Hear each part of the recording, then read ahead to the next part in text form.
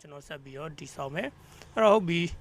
ကျွန်တော်ကเนาะဒီ cache box ဆိုတာလေးကို copy ကူးလိုက်မယ် control C control V เนาะပြီးတော့မှကျွန်တော်က account လေးကိုเนาะ rename လေး change လိုက်မယ် PETTY petty CASH cache POK box petty cache box ဆိုပြီးတော့ကျွန်တော်က change လိုက်မယ်ပြီးတော့ကျွန်တော်အဲ့ဒီထဲကိုဝင်မယ်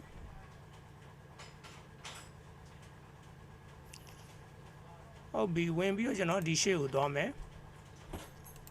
ဒီမှာဆိုတော့ကျွန်တော်တို့ဘာရရှိတယ်ဆိုတော့ဒီ cut out ဆိုတဲ့ဟာရှိတယ် cut out ဆိုတဲ့ဟာကိုကျွန်တော် delete လုပ်လိုက်မယ်အဲ့ဒါလေးဒီ group လေးကိုကျွန်တော်တွန်းဖယ်လိုက်မယ်နော်အဲ့တော့ data တွေကနေမှာတယ်နော် uncrew ဆိုတဲ့ဟာလေးလုပ်လိုက်မယ်အဲ့ဒီဘက် contact ခနေတဲ့ဟာလေးရှိတယ်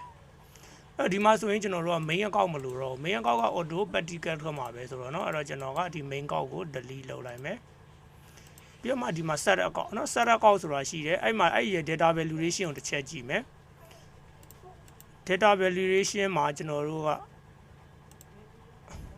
okay เนาะဒီမှာ ignore blank ဆိုတဲ့ ticket လေးကိုဖယ်ပေးပါเนาะအဲ့ဒါလေးဖယ်မယ်အဲ့ဒါမှကျွန်တော်တို့ကဘာထွက်မှာလဲဆိုတော့ဒီ drop down list မှာမပါတဲ့ဟာတွေကိုကျွန်တော်တို့ပေး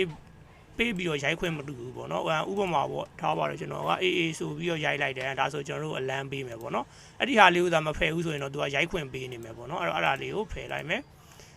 ဖယ်ပြီးတော့ဒီကောင်က okay เนาะဒီကောင်က set up ကောက်ထွက်မယ်ဟုတ်ပြီဒီကောင်ကဒီတိုင်းပဲအဲ့တော့သူကဒီမှာတော့ဒီနေရာမှာပါเนาะသူကဘာဝင်နေလဲဆိုတော့ data validation ကဝင်နေတယ်အဲ့တော့အဲ့ကောင်လေးကိုကျွန်တော်ကလောတယ်เนาะ clear လုပ်လိုက်မယ်အကုန်လုံးအဲ့တော့အဲ့မှာမဝင်တော့ okay ဒီမှာဝင်တော့เนาะအစားကောင် header ကြီးမှာပါ live data validation ကဝင်နေတယ်เนาะအဲ့တော့ဟုတ်ပြီဒီကောင်လေးကိုကျွန်တော်ကเนาะ database ရဲ့နာမည်လေးကိုတော့ချိန်ရမှာပေါ့ဒီ sh က petty cat ဆိုပြီးတော့လုပ်လိုက်မယ်အဲ့တော့သူကဒါတော့ကျွန်တော်ဒီမှာရှိတဲ့ expand တစ်ခုခုပေါ့เนาะကျွန်တော်ဒီကနေထည့်လိုက်မယ်ဒီမှာ donation expand ပေါ့เนาะဟုတ်ပြီအဲ့တော့ဒီကောင်က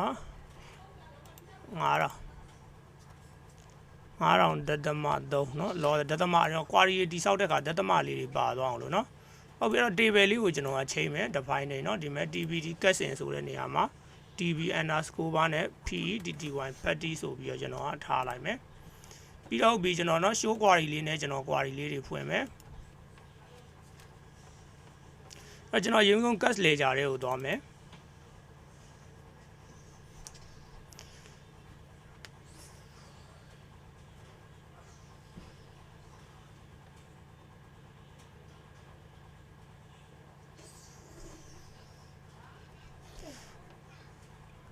cache ledger ရဲ့ကျွန်တော် source ကိုဖွင့်လိုက်မယ်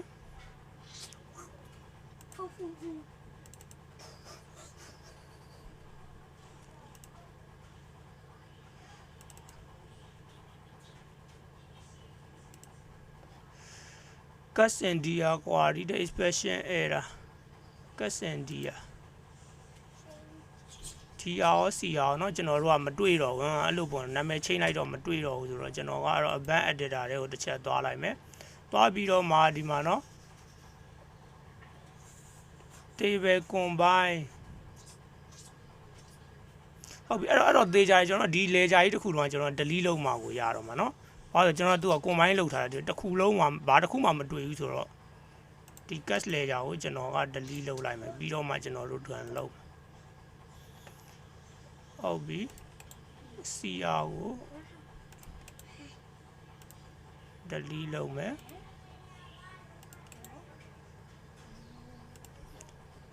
delete လုပ်မယ်ပြီးတော့မှ Cassandia အောင်เนาะကျွန်တော်တို့ကဒီသူ့ရဲ့ database လေးချိန်မယ် database က petty petty petty ဆိုပြီးတော့ကျွန်တော်ချိန်လိုက်မယ်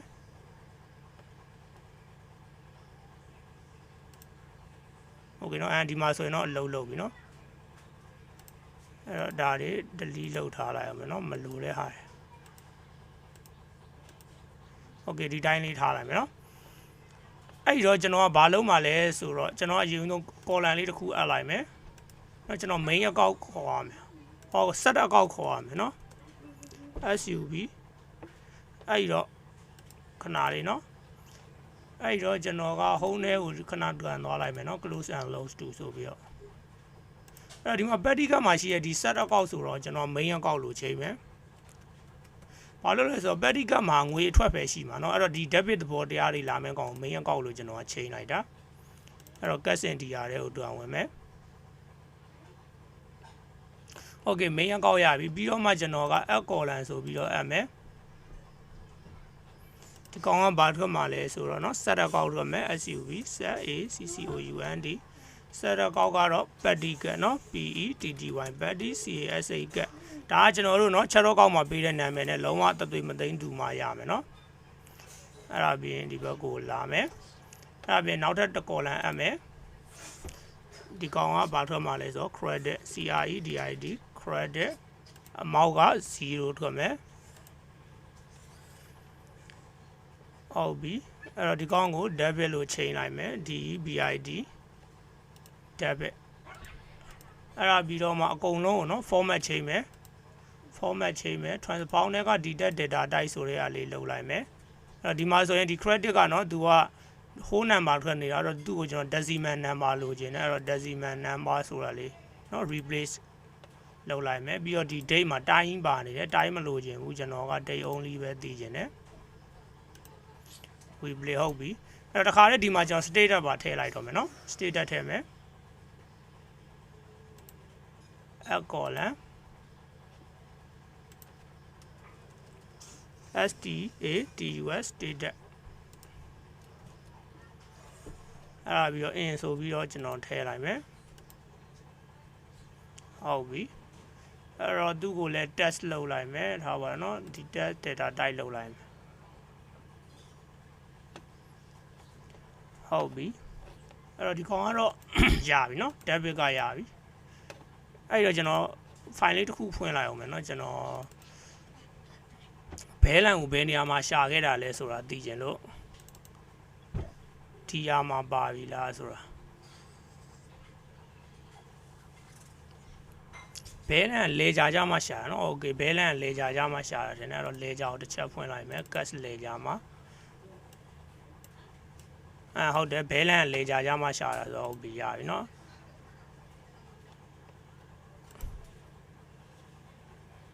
အဲ့တော့ကျွန်တော် petty cash ကိုတွန်းဝင်လိုက်မယ်အဲ့တော့ဒီကောင်နော်ဒီကောင်ကတော့ကျွန်တော် delete ပဲလုပ်လိုက်တော့မယ်နောက်ပြီးမှခုနကတော့ဒီဟာကိုကျွန်တော် copy ကူးမယ်ဒီထဲကိုဝင်မယ်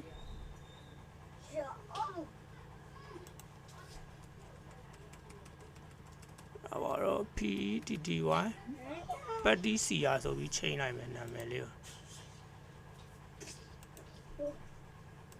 အဲ့တော့ဒီကောင်ကိုလည်း petty DR ဆိုပြီးတော့ချိန်လိုက်မယ် PETTY petty DR เนาะဟုတ်ပြီ CR ကတော့ကျွန်တော်တို့ကလွယ်ပါเนาะနေရာရွှေ့ပေးရုံပဲကျွန်တော်တို့က debit credit ကိုနေရာလေးရွှေ့ပေးရုံပဲပြီးတော့နာမည်လေးချိန်ပေးရုံအဲ့ petty ကသူက credit မှာပဲရှိမှာเนาะဒီမှာဆိုလို့ရှိရင် main လုပ်လိုက်မယ်အဲ့တော့တက်ဆိုင်ရာ expand ကောက်မှာ debit petty ကောက်မှာ credit ထွက်မှာပေါ့เนาะအဲ့ဒါကြောင့်ပြီးတော့ main ကို space လေးချလိုက်မယ်အဲ့လိုပဲဒီကောင်ကဘာထွက်မှာလဲဆိုတော့ debit DEBIT အဲ့ဒီကောင်က credit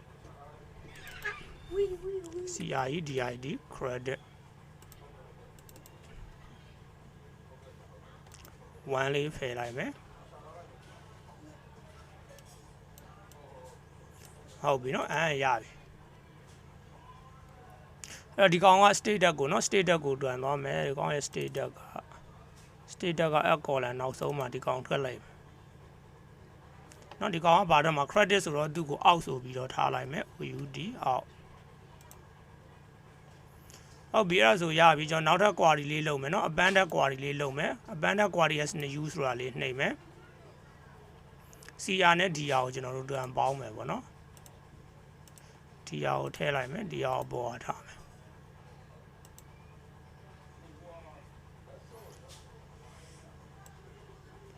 โอเคဟုတ်ပြီเนาะ donation ကောက်မှာ debit petty cash ကောက်မှာ credit โอเคအဲ့ကောင်က petty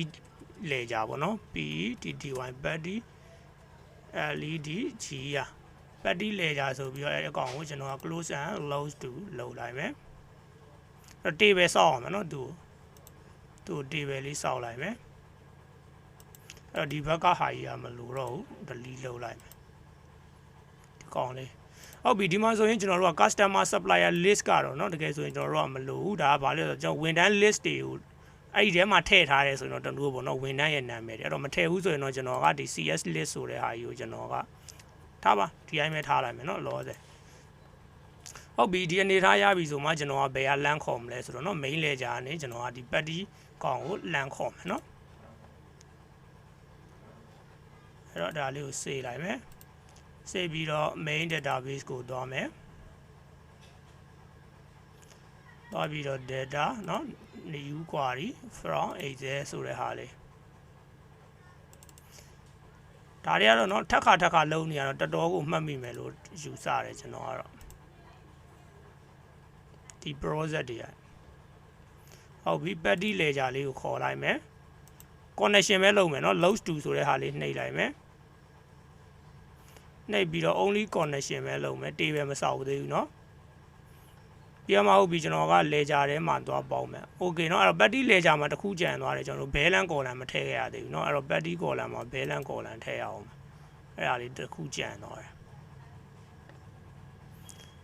အဲ့တော့ add column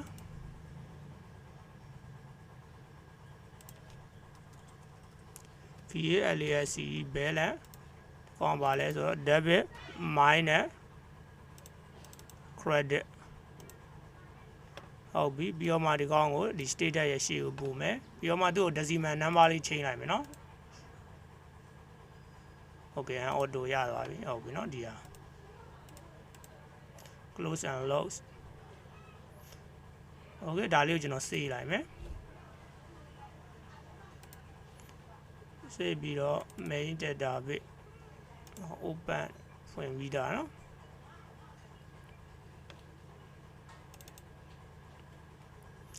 ဟုတ်ပြီဒီဘက်မှာပေါ်လိုက်လားတစ်ချက်ကြည့်အောင် okay เนาะဒီမှာမပေါ်သေးဘူးဒီကောင် refresh လုပ်လိုက်မယ်okay เนาะ refresh လုပ်လိုက်တာနဲ့ဒီမှာရောက်သွားပြီအဲ့တော့အဲ့ဒီ petty ledger ကိုဘယ်ထဲကိုပေါင်းမှာလဲဆိုတော့ general ledger ထဲကိုပေါင်းမယ် general ledger လေးဖွင့်လိုက်မယ်